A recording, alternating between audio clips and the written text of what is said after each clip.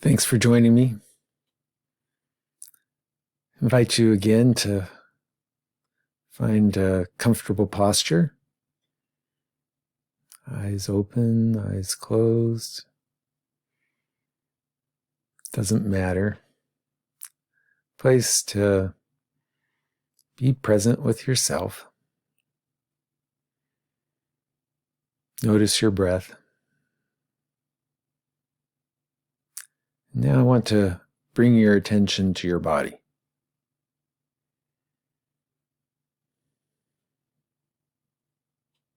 It's easy to get lost in our heads, in feelings, in beautiful vista before us, and lose track of being embodied.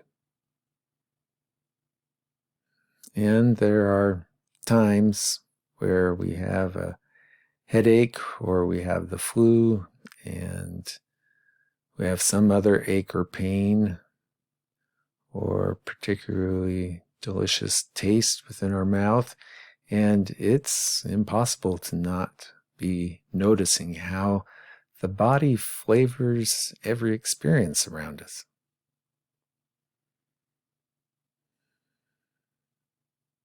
Even if we are disconnected from our bodies, in the blink of an eye, we can bring our attention to being embodied and notice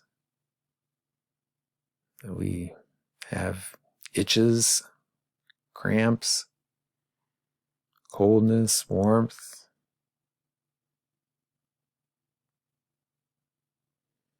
breath.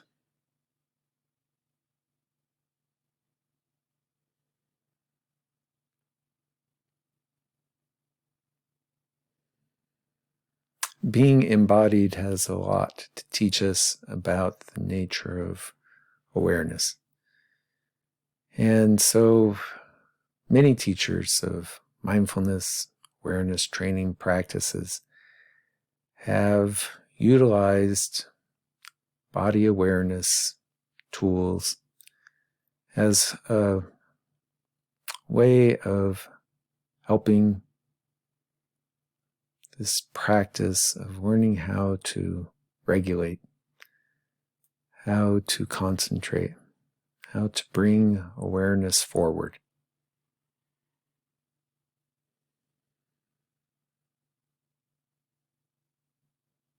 So we will do some of this work.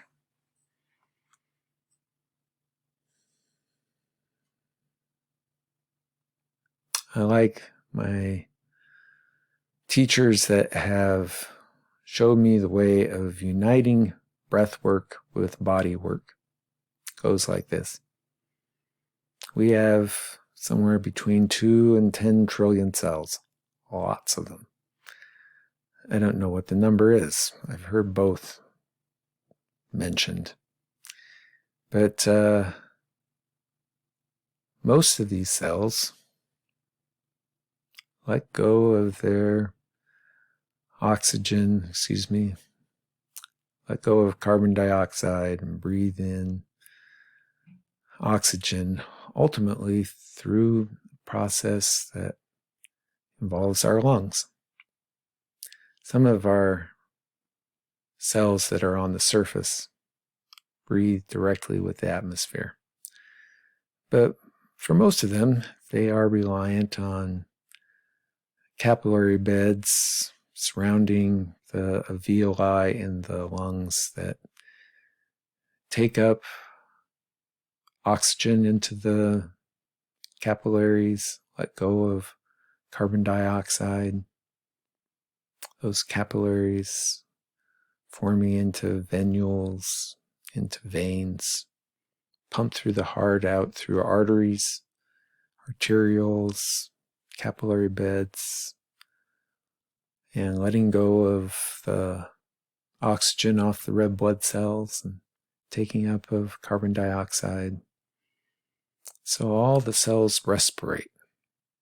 And the invitation to breathe into our toes makes some sense within this way of realizing that all of our cells breathe.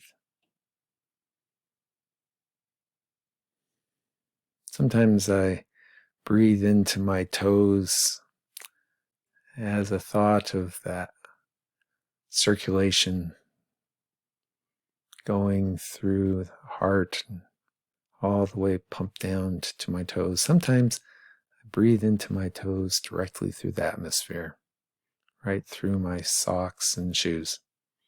Doesn't matter how you want to visualize it, but I'd like you to breathe into your toes. Breathe in awareness, allowing them to be just the way they are.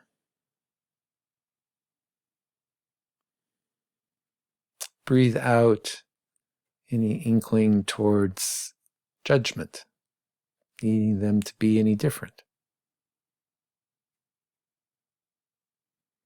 Breathe in, noticing. Are they warm? Are they cold?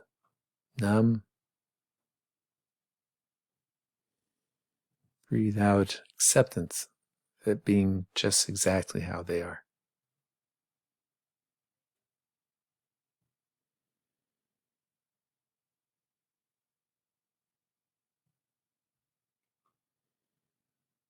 Letting go of the toes, I'd like you to breathe into the bottoms of your feet. Breathe in, noticing. Breathe out, letting go of any judgment.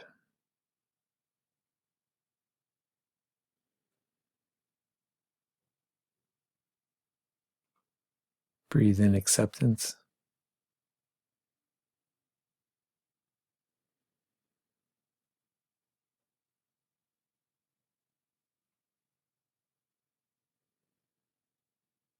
Breathe out, letting go of the bottoms of your feet, and breathe into the tops of your feet.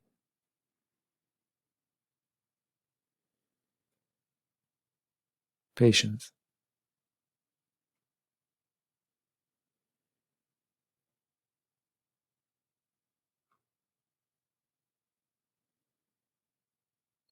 Breathing out any notion that things need to be different than they are. They've gotten me to this point just the way they are. They're good enough. There's nothing needing changing in this moment.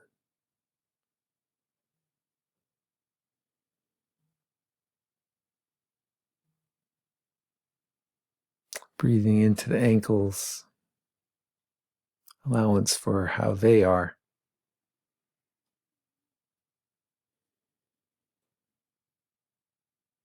Part of this is noticing how judgmental our brains are, and how they like to tell us what to do. Oh, Bill, your ankle is cramped up. You should move it. Relax it.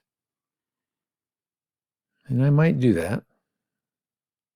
But my first practice as part of awareness training is to notice my thoughts telling me that I need to do this. You need to do this. I smile and say, no, I don't.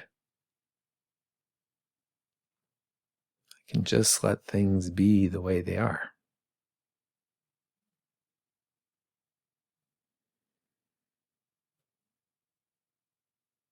I can notice moment by moment if that cramp gets better or worse. Sometimes it builds.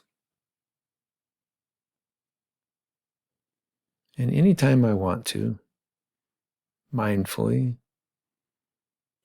I can try to uncramp the cramp. I can move it, I can wiggle it, I can will relaxation to it. But I might resist that for a good long time. And sometimes have the wonderful experience of, oh, the cramping's going away. It's completely gone. my brain said that I was going to probably permanently damage my ankle if I didn't relax it. It was mistaken.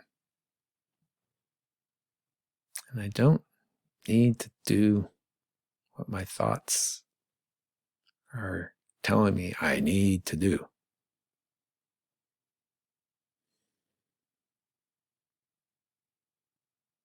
Letting go of the ankles, breathe into the calves. Breathe in appreciation for how they move my ankles so that I could walk into this office.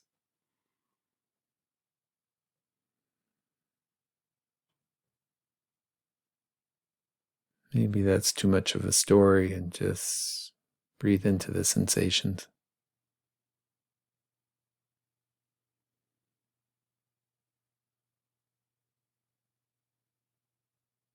Letting go of the calves and breathing into the knees. Part of these exercises of body scan is to notice the stories, because they're going to come. I have a story about my left knee that's about having torn my medial collateral ligament while water skiing when I was 40 years old. It's never been the same since. I have to take care of it. And these stories pop up frequently when I'm doing a body scan. Unbidden, and usually my brain just goes wandering off, not noticing that I've gotten lost in thought, lost in story, lost in body history. At some point, maybe when the instructor has told me to breathe into my thighs, I notice, oh, where have I been? I haven't been breathing into my knees. Oh, I've been breathing into that story again. That's okay. It's how brains work. How long was I in that story? What's the emotional tone at this point from being in that story? Just notice.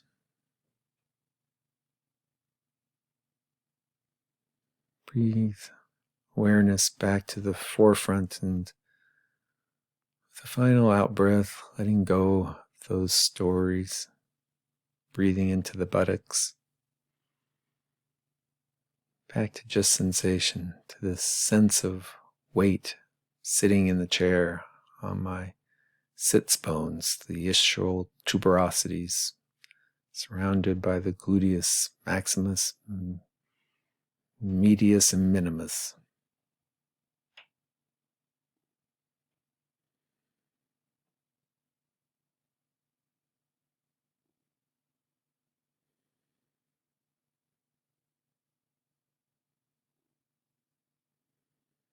As I get to my seat, I like to just generally have a sense of being embodied with a sense of weight.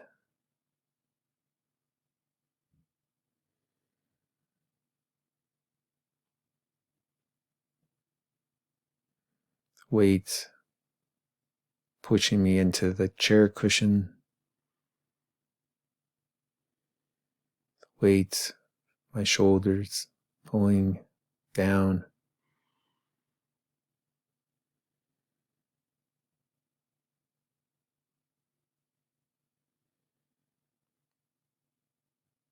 I utilize this sense of weight.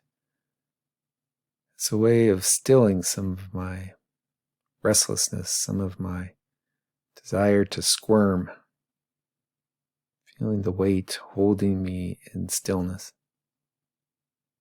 As again, just a practice of resisting, for me, very compelling, automatic. I'm a wiggler. I like to move. I burn off a few hundred calories each day with my knee pumping up and down when I'm sitting. And again, there's nothing wrong with it. And there are ways of utilizing what is automatic to us, resisting that, to bring a new kind of awareness. I don't need to live all of my life on automatic pilot in habits. I can push back against them in these practices.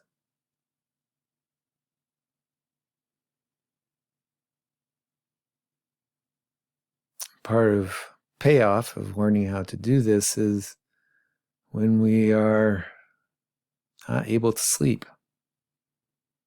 We find ourselves tossing back and forth in our brains, going to tomorrow in our mind's eye of how hard it's going to be if we don't get any sleep tonight. Won't be able to concentrate, won't be as productive. We'll have that horrible sense of sleepiness and know that we can't take naps and we're just going to need to live with it. And there's this long story of woe is me.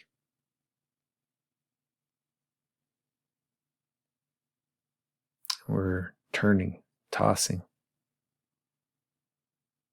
Well, as it turns out, if we've been practicing letting go of our seat and breathing into tips of our fingers, into the palms of our hands,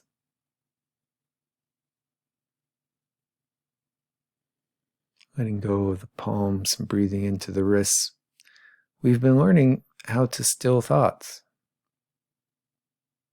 how to take that jumble of tangential thoughts and bring it into an ordered, breath-filled pattern. And it's a lot easier to let go of one thought into the blissful unawareness of sleep than it is to let go of these thoughts that are reinforcing themselves, that are alerting ourselves to each new one. And we're learning that we can be still in these bodies. We don't need to be changing positions all the time.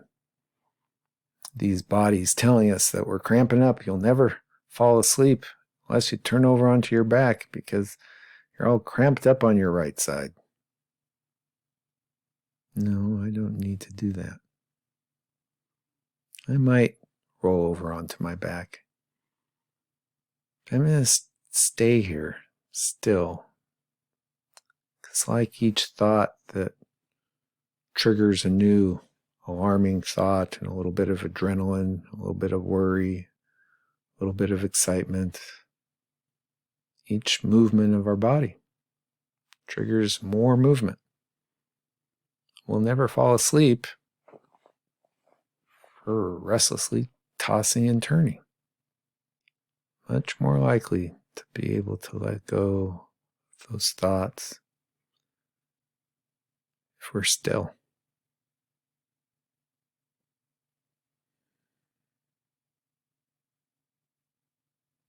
Lots of payoffs to learning how to do some of these practices of gaining awareness of what it means to be in these bodies.